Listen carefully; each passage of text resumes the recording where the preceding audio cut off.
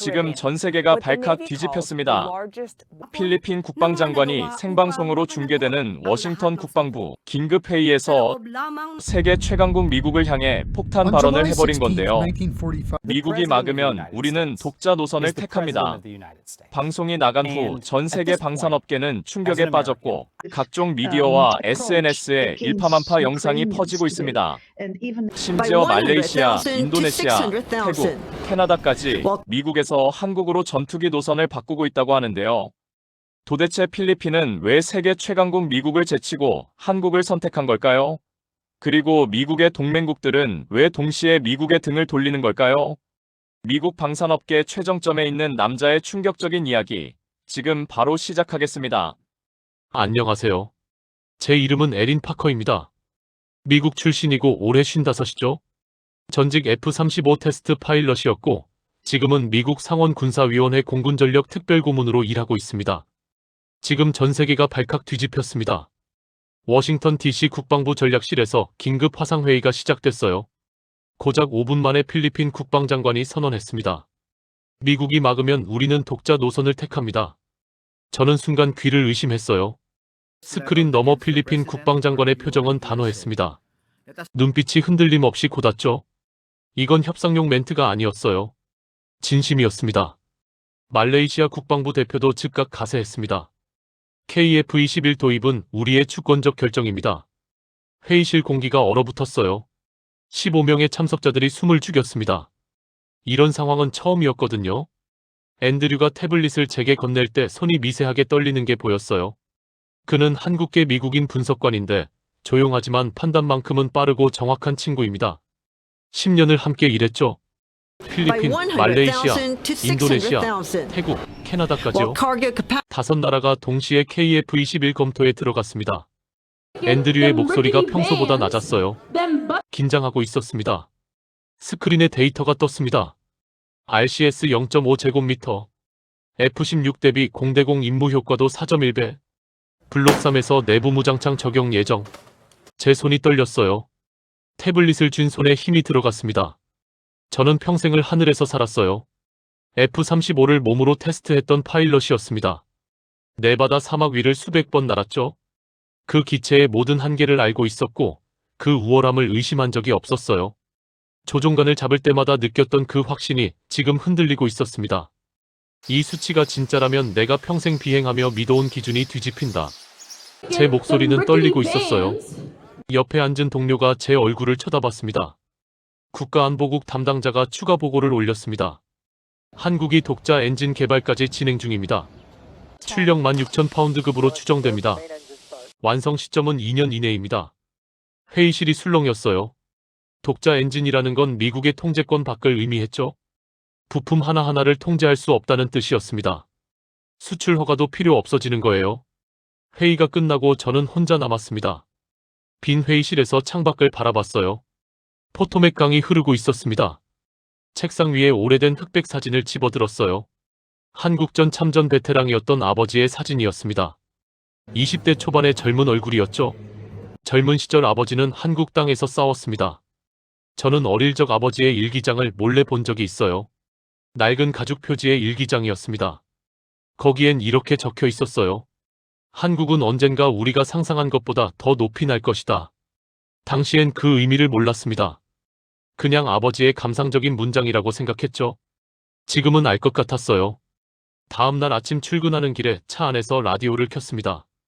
보수 언론 12곳이 동시에 같은 헤드라인을 내보내고 있었어요. KF-21 가짜 5세대. 모든 채널이 똑같은 프레임으로 도배됐습니다. 조율된 것처럼 일사불란했어요. 누군가 배후에서 움직이고 있다는 게 명확했습니다. 사무실에 도착해서 커피를 내리고 폭스 뉴스를 켰습니다. 리처드 헤일이 화면 가득 나왔어요. 그는 미국 방산업계의 최정점에 있는 사람이죠. F-35 독점 체제의 수호자였습니다. 30년간 그 자리를 지켜온 거물이에요. 워싱턴에서 그를 모르는 사람이 없었습니다. KF-21은 4.5세대일 뿐입니다. 미국을 위협하는 건 착각이에요. 동맹국들이 현혹되고 있습니다. 검증되지 않은 기술의 말이죠. 리처드의 목소리는 자신감으로 가득했어요. 카메라를 정면으로 응시하는 눈빛이 강했습니다. 제스처도 크고 단호했죠. 제 가슴이 답답해졌어요. 그때 화면이 바뀌었습니다. 다음 출연자를 소개하는 자막이 떴어요. 보는 순간 숨이 막혔습니다. 잭이었거든요. 제 전남편이요.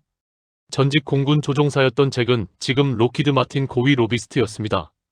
20년 전 우리는 함께 하늘을 날았어요. 같은 기지에서 근무했고 같은 꿈을 꿨습니다. 동맹국들은 검증된 F-35를 신뢰해야 합니다. 이것이 진정한 동맹의 길입니다. 50년간 쌓아온 신뢰를 버릴 이유가 없어요. 우리는 증명된 기술을 제공합니다. 잭의 말을 들으며 저는 TV를 껐습니다. 리모컨을 던지듯 책상에 내려놨어요. 한숨이 절로 나왔습니다. 우리는 젊은 시절 같은 하늘을 봤어요. 둘 다 하늘을 사랑했고 비행을 삶의 전부로 여겼죠. 군인일 때는 같은 꿈을 꿨습니다. 자유롭게 날고 싶다는 꿈이요. 하지만 지금은 완전히 다른 곳에 서 있었어요. 저는 진실을 찾으려 하고 잭은 기득권을 지키려 했습니다. 이혼한 지 10년이 됐지만 여전히 복잡한 감정이 남아 있었어요. 오후에 필리핀 대사관에서 공식 서한이 도착했습니다. 붉은 봉투에 담긴 외교 문서였어요. 봉인이 찍혀 있었습니다. 미국이 방해하면 우리는 독자 방위 체계를 구축할 것입니다. 이는 최종 통보입니다. 이건 경고가 아니었어요. 선언이었죠. 마지노선을 넘으면 돌이킬 수 없다는 뜻이었습니다. 앤드류와 저는 긴급 2차 검증에 돌입했습니다. 데이터를 하나하나 뜯어봤어요. 밤늦게까지 숫자와 씨름했습니다.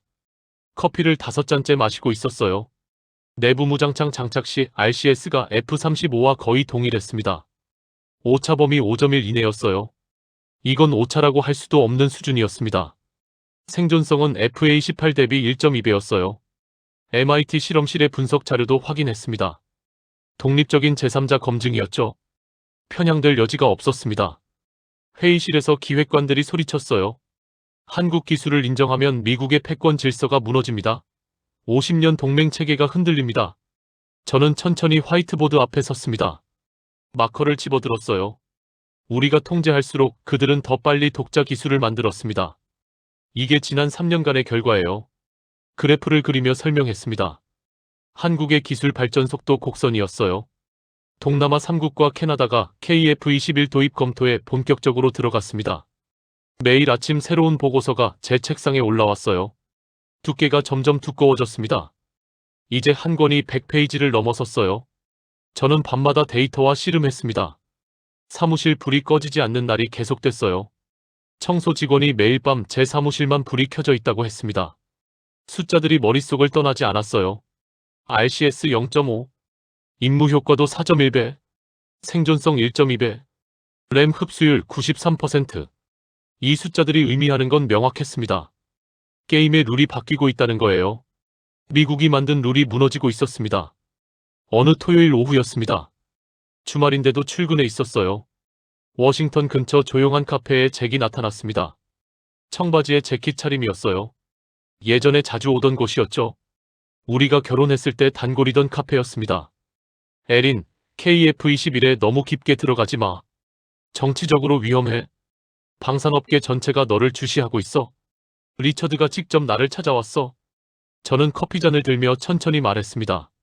내가 믿는 건 정치가 아니라 데이터야. 그리고 하늘이고. 잭은 한숨을 쉬었어요. 이마를 짚으며 고개를 저었습니다. 피곤해 보였어요. 넌 여전히 그 고집쟁이구나. 현실을 봐. 방산업계 전체가 반대하고 있어. 의회도 로비스트들도 다 말이야.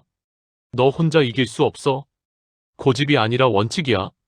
나는 파일럿이었어. 하늘은 거짓말을 안 해. 숫자도 거짓말 안 하고. 데이터가 말하고 있잖아. 우리는 더 이상 말하지 않았습니다. 서로를 설득할 수 없다는 걸 알았어요. 각자의 길이 너무 멀리 갈라져 있었죠. 20분쯤 침묵 속에서 커피를 마시다 일어났습니다. 사무실로 돌아왔어요. 국방부 내부 문건이 제 책상 위에 놓여 있었습니다. 기밀 표시가 선명했어요. 톱시크릿이라고 찍혀 있었습니다. KF-21X 병행 운용 시 동맹 안정성 1.4배 상승, 동맹 이탈 위험 감소, 비용 대비 효과 분석 결과도 첨부돼 있었어요. 그래프와 표가 가득했습니다. 30페이지가 넘는 보고서였죠. 결론은 명확했어요. 미국의 미래가 KF-21을 인정할지 여부에 달렸다는 겁니다. 저는 밤새 고민했어요. 창밖으로 비행기 불빛이 지나갔습니다. 레이건 공항에서 이륙하는 기체들이었죠. 10분마다 한 대씩 날아올랐습니다. 평생 F-35를 믿었던 제가 지금 무엇을 선택해야 하는 걸까요? 파일럿으로서의 자부심과 현실 사이에서 갈등했습니다. 테스트 파일럿 시절이 떠올랐습니다. 네바다 사막 위를 날던 그때가 생생했어요. 마하 2.5로 질주하던 순간들이요. 저는 언제나 데이터를 믿었습니다. 감정이 아니라 숫자를, 추측이 아니라 증거를 따랐죠. 그게 파일럿의 방식이었어요. 생존의 방식이기도 했습니다. 하늘에서 감정으로 판단하면 죽으니까요. 아침이 됐을 때 저는 결정했습니다. 한국에 가서 직접 확인하겠습니다. 아버지의 일기 한 줄이 다시 떠올랐어요. 한국은 언젠가 우리가 상상한 것보다 더 높이 날 것이다. 파일럿의 본능이 말하고 있었습니다. 데이터만으론 부족하다고요. 직접 봐야 한다고요. 직접 느껴야 한다고요. 국방부에 긴급 출장 신청서를 제출했어요. 승인은 이틀 만에 떨어졌습니다. 생각보다 빨랐어요. 국방장관이 직접 승인했다고 했습니다. 인천공항에 도착했습니다. 장장 14시간의 비행이었어요. 다리가 뻐근했습니다. 한국항공우주산업 관계자들이 환영 팻말을 들고 서 있었어요. KAI라고 적혀 있었습니다. 악수를 나누고 곧바로 헬기로 이동했습니다. 시간이 촉박했어요. 오늘 안에 사천까지 가야 했습니다. 헬기 창밖으로 산과 바다가 보였어요. 한국의 지형이 생각보다 복잡했습니다. 산이 많고 강이 구불구불했죠. 미국과는 완전히 다른 풍경이었습니다. 1시간쯤 지나 헬기가 사천 상공에 도착했어요. 아래로 거대한 공장 단지가 펼쳐졌습니다. 규모가 상상 이상이었어요. 축구장 10개는 좋게 됐습니다. 헬기가 착륙했습니다. 프로펠러 소리가 점점 잦아들었어요. 공장으로 향하는 길에 긴장이 됐습니다. 손바닥에 땀이 났어요. 과연 제가 무엇을 보게 될까요? 데이터가 진실일까요? 아니면 과장된 것일까요? 공장 문이 천천히 열렸습니다. 거대한 철문이 양옆으로 갈라졌어요. 모터 소리가 울렸습니다. 그 순간 저는 그 자리에 멈춰 섰습니다. 숨이 멎는 듯 했어요. 심장이 빠르게 뛰었습니다. 20대가 넘는 KF-21이 완전 양산 단계에서 조립 중이었거든요. 거대한 공장 안에 전투기들이 줄지어 서 있었습니다. 각기 다른 조립 단계에 있었어요. 조명이 기체 표면을 비추고 있었습니다. 은빛 광택이 눈부셨어요. 레이더 흡수 도료가 빛을 삼키고 있었습니다. 규모에 압도됐어요. 이건 제가 상상했던 수준이 아니었습니다. 시제기가 아니라 완전한 양산이었어요. 생산 라인이 체계적으로 돌아가고 있었습니다. 이게 다 양산 라인입니까? 목소리가 떨렸습니다. 믿기지 않았어요. 박소진 수석 엔지니어가 답했습니다.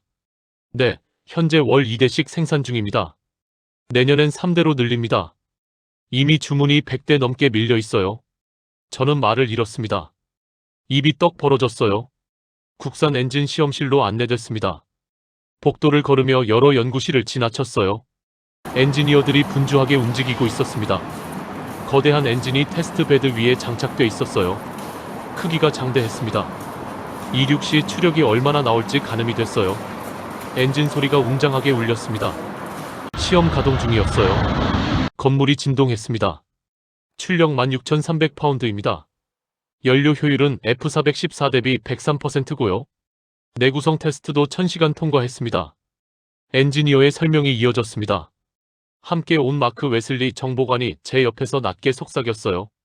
이 엔진 양산되면 미국의 통제권은 의미 없어집니다. 부품 하나까지 독자 생산이니까요. 수출 허가도 필요 없고요. 저는 엔진을 뚫어져라 바라봤어요. 터빈 블레이드가 돌아가는 게 보였습니다. 독자 엔진이라는 건 단순히 부품의 문제가 아니었습니다. 주권의 문제였죠. 기술 독립이었어요. 더 이상 미국 눈치를 볼 필요가 없다는 뜻이었습니다. 인공지능 임무 컴퓨터 실험실로 이동했습니다. 여러 개의 대형 모니터에 시뮬레이션이 돌아가고 있었어요. 화면마다 다른 전투 상황이 펼쳐졌습니다.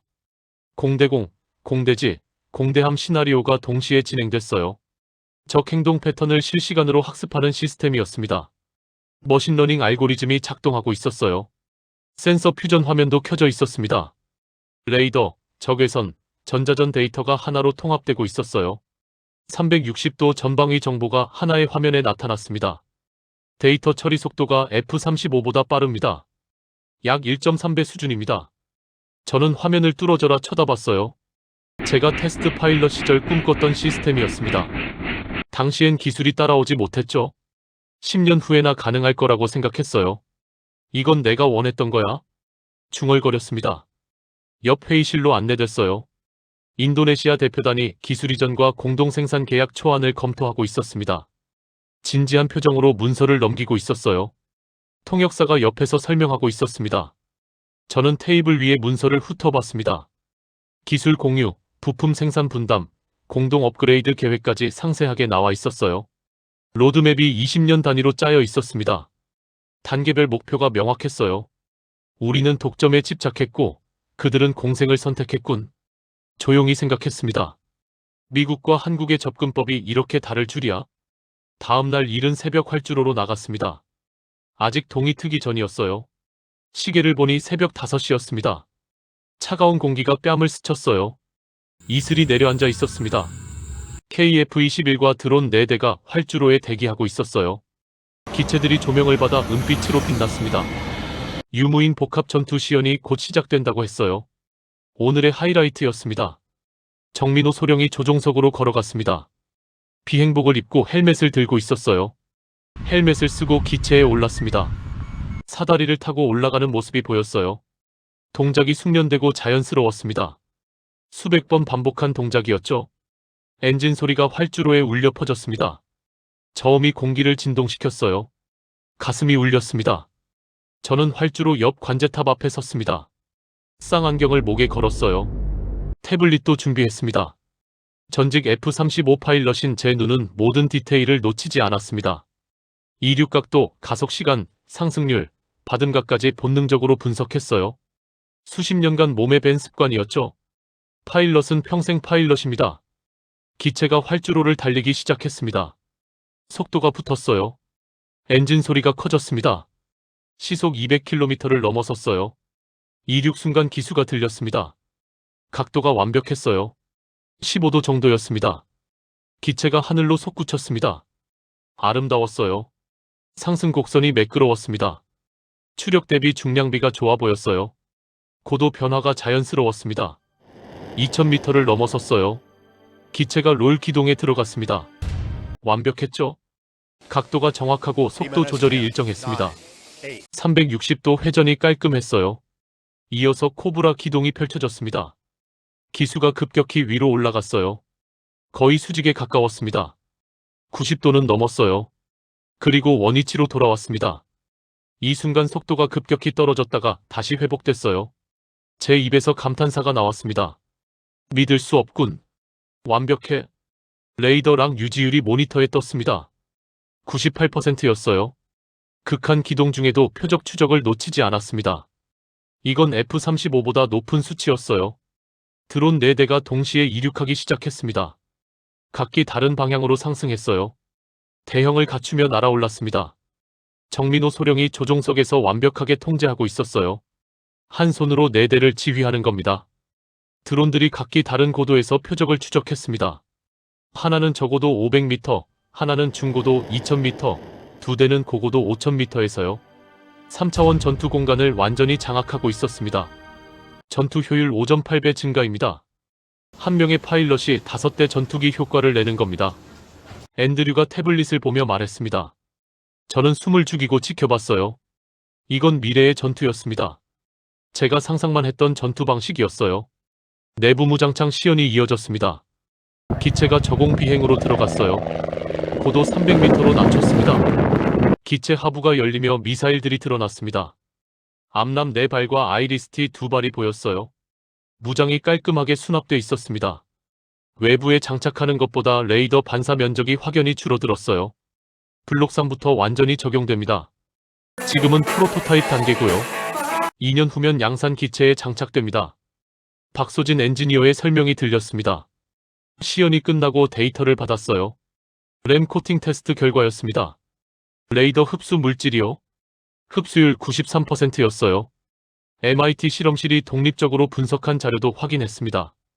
미국 차세대 소재와 97% 동일하다는 내용이었어요. 오차 범위가 3% 이내였습니다. 거의 같은 수준이었죠. 한국 공군 시험 데이터를 하나씩 검토했습니다. A사 레이더 탐지거리 180km, 초음속 순항 마하 1.4, 전자전 성능 EA18지 대비 85%. 모든 데이터가 일치했어요. 교차 검증도 완료됐습니다. 3개의 독립적인 기관이 검증했어요. 거짓이 아니었습니다. 저는 그 순간 확신했어요. KF-21은 가짜가 아니다. 이건 진짜야? 하늘이 증명하고 있었습니다. 제 평생의 경험이 말하고 있었어요. 파일럿의 본능이 확신하고 있었습니다. 워싱턴으로 돌아왔습니다. 다시 14시간의 비행이었어요. 공항에서 곧바로 국방부로 향했습니다. 집에 들를 시간도 없었어요. 시차 적응도 안 된 상태였지만 긴급 회의에 참석해야 했습니다. 국방장관이 직접 소집한 회의였거든요. 전략실은 이미 전쟁터였어요. 복도에서부터 고함 소리가 들렸습니다. 절대 안 됩니다. 누군가 소리치고 있었어요. 회의가 시작되기도 전에 분위기가 험악했습니다. 공기가 팽팽했어요. 저는 가방에서 자료를 꺼냈습니다. KF-21X 병행 운용 모델이었어요. 한국에서 돌아오는 비행기 안에서 밤새 정리한 보고서였습니다. 잠도 안 자고 썼어요. 미국 방산 생태계를 유지하면서 동맹국의 선택권도 존중하는 방식입니다. 윈윈 모델이죠. 우리도 이익이고 그들도 이익입니다. 프레젠테이션을 시작했습니다. 사천에서 찍어온 영상과 데이터를 스크린에 띄웠어요. 대형 스크린에 KF-21의 비행 장면이 나타났습니다. 유무인 복합 전투 시연 영상도 재생됐어요. 드론들이 완벽하게 통제되는 장면이 나왔습니다. 참석자들이 화면을 주시했어요. 몇몇은 고개를 끄덕이기 시작했습니다. 그때 회의실 문이 벌컥 열렸습니다. 노크도 없이요? 리처드 헤일이 난입했어요. 얼굴이 붉게 상기돼 있었습니다. 숨을 헐떡이고 있었어요. 이 회의 당장 중단하시오. 이건 절차 위반입니다. 저는 프레젠테이션을 멈추지 않았어요. 다음 슬라이드를 넘겼습니다. MIT 분석 자료가 나타났죠. 독립 검증 결과였습니다. 리처드가 소리쳤어요. 당신이 한국에 매수된 게 아니면 이럴 수 없어? 방산업계를 배신하는 겁니까? 수십만 일자리가 걸린 문제라고요. 저는 자리에서 천천히 일어났습니다. 리처드를 똑바로 쳐다봤어요. 눈을 피하지 않고 마주쳤습니다. 당신이야말로 독점에 매수된 겁니다. 현실을 보세요. 세상이 바뀌고 있어요. 회의실이 조용해졌습니다. 침묵이 흘렀어요. 공기가 팽팽했습니다. 누구도 말하지 않았어요. 저는 화이트보드로 걸어갔습니다. 마커를 집어들고 2개의 시나리오를 그렸어요. 왼쪽에 부정 시나리오, 오른쪽에 협력 시나리오를 그렸습니다. 화살표로 결과를 표시했어요. KF-21을 부정할 경우 동맹국들은 중국과 러시아로 향합니다. 이미 접촉이 시작됐어요. 필리핀은 중국과 말레이시아는 러시아와 대화하고 있습니다. KF-21을 인정하고 협력할 경우 동맹은 유지되고 미국의 리더십은 오히려 강화됩니다. 기술 협력의 주도권을 우리가 쥐는 거죠. 6세대 전투기도 함께 개발할 수 있어요. 앤드류가 추가 자료를 스크린에 띄웠습니다. 동남아 국가들의 최근 움직임이 그래프로 나타났어요. 중국, 러시아와의 접촉 빈도가 지난 3개월간 급증하고 있었습니다. 젊은 분석관들이 고개를 끄덕이기 시작했습니다. 파커 고문 말이 맞습니다. 데이터가 명확해요. 우리가 막으면 그들은 다른 데로 갑니다. 기득권과 미래 세대의 충돌이었어요. 세대 갈등이 선명했습니다. 50대 이상과 3, 40대의 시각이 완전히 달랐어요. 리처드의 얼굴이 더 붉어졌습니다. 주먹을 쥐었어요. 손등에 핏줄이 섰습니다. 이건 배신입니다. 미국을 배신하는 거라고. 저는 냉정함을 유지했어요. 목소리를 낮췄습니다. 오히려 더 단호하게 들렸죠. 배신이 아니라 현실입니다. 저는 하늘에서 직접 봤어요. 데이터도 확인했고요. 이건 사실입니다. 회의는 결론 없이 끝났습니다. 양측 모두 한 발짝도 물러서지 않았어요. 평행선을 달렸습니다. 며칠 후 상원군사위원회에서 연락이 왔습니다. 저를 청문회 증인으로 부른다는 거예요. 공식 서한이 배달됐습니다. 의회 직인이 찍혀 있었어요. 저는 알았습니다. 이제 최종 결전이 시작된다는 걸요. 모든 게 여기서 결정될 거라는 걸요. 밤새 자료를 정리했습니다. 영상을 편집하고 데이터를 재검토했어요. 발표 연습도 10번 넘게 했습니다. 청문회 당일 아침이 밝았습니다. 하늘이 맑았어요. 좋은 징조 같았습니다. 청문회장에 들어섰습니다. 방청석이 가득 찼어요. 500명은 좋게 됐습니다. 서 있는 사람들도 있었어요. 언론도 몰려왔습니다. 카메라가 20대는 넘었어요. 각국 언론사들이었습니다. 플래시가 연달아 터졌어요. 눈이 부셨습니다. 리처드가 먼저 증인석에 섰습니다. 양복을 단정하게 차려입었어요. 넥타이도 바르게 맸습니다. KF-21은 4.5세대 가짜입니다. 미국의 일자리를 위협하는 허상이죠. 동맹국들이 검증되지 않은 기체에 현혹되고 있습니다. 50년간 쌓은 신뢰를 무너뜨리는 겁니다. 우리는 검증된 기술을 제공해야 합니다. 리처드의 목소리는 확신에 차 있었어요. 제스처도 크고 강했습니다. 연단을 쳤어요. 의원들 중 일부가 고개를 끄덕였습니다. 방청석에서 박수가 나왔어요. 지지자들이었습니다. 제 차례가 왔습니다. 증인석에 앉았어요. 마이크를 당겼습니다. 물 한 모금을 마셨어요. 긴장이 됐습니다. 저는 에린 파커입니다. F-35 테스트 파일럿이었습니다. 청문회장이 조용해졌어요. 모든 시선이 제게 쏠렸습니다. 카메라 셔터 소리만 찰칵찰칵 들렸죠? 저는 천천히 말을 이어갔습니다. 저는 평생을 하늘에서 보냈습니다. F-35의 모든 것을 알고 있죠? 한계도 강점도요. 700시간을 테스트 비행했습니다. 그래서 KF-21을 직접 확인하러 갔습니다. 파일럿의 눈으로 봐야 한다고 생각했어요.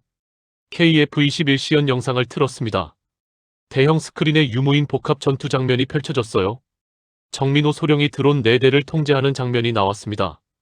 코브라 기동 장면도 나왔어요. 의원들이 화면을 주시했습니다. 숨소리조차 조용했어요. 누구도 말하지 않았습니다. MIT 자료를 제시했어요. RCS 0.5제곱미터, 램 흡수율 93%, 생존성 1.2배입니다. 이건 독립적인 제3자 검증입니다. MIT가 직접 분석한 겁니다. 의원들이 배부된 자료를 넘기기 시작했어요. 두꺼운 보고서였습니다. 100페이지가 넘었어요. 보좌관들이 의원들 옆에서 속삭였습니다. 중요한 부분을 가리키며 설명하고 있었어요. 그때 보좌관 한 명이 급히 메모를 건넸습니다. 속보였어요. 방금 들어온 뉴스였습니다. 말레이시아, 인도네시아, 캐나다가 KF-21 구매 우선 검토를 공식 선언했습니다. 청문회장이 술렁였어요. 웅성거림이 커졌습니다. 의원들끼리 대화하기 시작했어요. 저는 마이크 앞으로 몸을 기울였습니다. 최종 선언을 할 시간이었어요. 심호흡을 했습니다. KF-21은 준 5세대입니다. 블록 3 이후엔 완전한 5세대가 됩니다. 독점은 일시적이지만 협력은 지속됩니다. 미국이 선택해야 할 길은 명확합니다. 통제가 아니라 협력입니다. 국방부 관계자가 일어나 공식 문서를 낭독했어요. KF-21X는 동맹 전략 자산으로 분류 가능합니다. 국방부의 공식 입장입니다. 전문위원 중 일부가 자리에서 일어났습니다. 박수가 터져 나왔어요. 처음엔 몇 명이었는데 점점 늘어났습니다. 절반 이상이 박수를 쳤어요. 리처드는 패배한 표정으로 서류를 집었습니다. 청문회장을 나가는 그의 뒷모습이 쓸쓸해 보였어요. 청문회 다음날 아침, 백악관에서 긴급회의가 소집됐습니다. 저도 참석 요청을 받았어요. 국가안보보좌관이 직접 전화했습니다. 대통령이 당신을 보고 싶어 합니다. 회의실에 들어가니 주요 인사들이 모여 있었어요.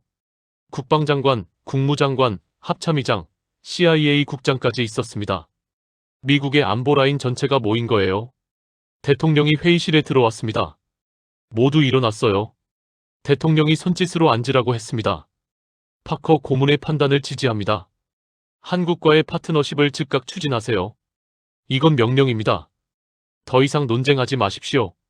대통령의 목소리는 단호했어요. 반론의 여지가 없었습니다. 오후에 백악관 브리핑룸에서 한미 공동 발표가 나왔습니다. 양국 국기가 나란히 걸렸어요. 성조기와 태극기였습니다. 한국 국방부 장관도 화상으로 참석했어요. KF-21 블록4 공동연구, 6세대 전투기 기술 협력, 동맹국 공동 생산 가능성 검토, 전 세계 언론이 속보로 보도하기 시작했습니다. CNN, BBC, 알자지라, NHK까지 모두요. 헤드라인이 도배됐어요. 저는 사무실로 돌아와 창밖을 봤습니다. 포토맥 강이 흐르고 있었어요. 햇빛이 강물에 반사돼 반짝였습니다. 그날 저녁 휴대폰이 울렸어요. 모르는 번호였지만 받았습니다. 잭이었어요. 에린. 응. 한동안 침묵이 흘렀습니다. 서로 숨소리만 들렸어요. 무슨 말을 해야 할지 몰랐습니다. 너의 선택은 옳았어. 나도 인정할게. 처음엔 화났지만 지금은 이해해. 내가 본 게 맞았어. 저는 미소 지었습니다. 창밖을 보며 말했어요. 고마워. 그 말 듣고 싶었어. 우리는 결국 다른 길을 걸었지만 하늘을 사랑한다는 건 변하지 않았습니다. 그게 우리를 연결하는 끈이었어요. 20년이 지났어도요. 통화를 끊고 책상 서랍을 열었습니다. 아버지의 오래된 일기장이 들어 있었어요. 가죽 표지가 낡아 있었습니다. 모서리가 헤어져 있었어요. 낡은 페이지를 조심스럽게 펼쳤습니다. 잉크가 발에 있었어요. 70년이 넘은 글씨였습니다. 한국은 반드시 다시 날아오를 것이다. 이 나라 사람들의 눈빛을 보면 안다. 언젠가 세계를 놀라게 할 것이다. 아버지가 한국전 참전 당시 썼던 문장이었어요. 1953년 7월 23일의 기록이었습니다. 그 문장이 지금 현실이 됐어요. 70년 만에요. 아버지가 본 그 나라가 이제 하늘을 함께 나는 파트너가 된 겁니다. 저는 일기장을 조심스럽게 닫았어요. 책장에 다시 꽂았습니다. 아버지가 살아계셨다면 얼마나 기뻐하셨을까요? 다음 날 오전 한국 측과 첫 화상회의가 잡혔습니다. 컴퓨터 앞에 앉았어요. 화면에 박소진 수석 엔지니어가 나타났습니다. 정민호 소령도 함께였어요. 한국 측 엔지니어 10여 명이 보였습니다. 다들 미소 짓고 있었어요. 파커 고문님, 반갑습니다.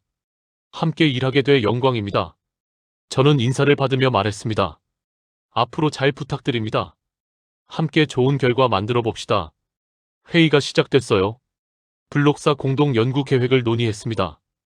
기술 협력 분야를 하나씩 짚었어요. 엔진 기술, 레이더 기술, 스텔스 기술, 인공지능 시스템까지요. 6세대 전투기 기술 협력 로드맵도 검토했습니다. 25년 계획이었어요. 단계별로 세분화돼 있었습니다. 화면 너머로 사천 공장이 보였어요. KF-21들이 줄지어 서 있었습니다. 은빛 기체들이 조명을 받아 빛났어요. 마치 미래를 향해 대기 중인 것 같았습니다. 저는 문득 깨달았습니다. 하늘은 이제 더 이상 한 나라만의 것이 아니라는 걸요. 독점의 시대는 끝났습니다. 협력의 시대가 시작된 거예요. 통제가 아니라 협력입니다. 독점이 아니라 공생이죠. 새로운 하늘은 이제 함께 납니다. 박소진 엔지니어가 화면 너머로 답했어요. 함께 만들어 가겠습니다. 더 높이 날아오르죠. 창밖으로 전투기 한 대가 지나갔습니다. 하얀 비행운을 그으며 날아갔어요. 구름 한 점 없는 푸른 하늘이었습니다. 아버지가 한국 땅에서 꿈꿨던 미래가 지금 제 앞에서 펼쳐지고 있었습니다. 70년 전의 꿈이 현실이 된 거예요. 저는 평생 하늘을 날았습니다. 전투기 조종사로, 테스트 파일럿으로, 그리고 이제 협력의 가교로요. 그리고 이제 새로운 하늘을 함께 열어가고 있었습니다. 협력의 하늘을, 공생의 하늘을요. 제 인생에서 가장 의미 있는 일이었습니다.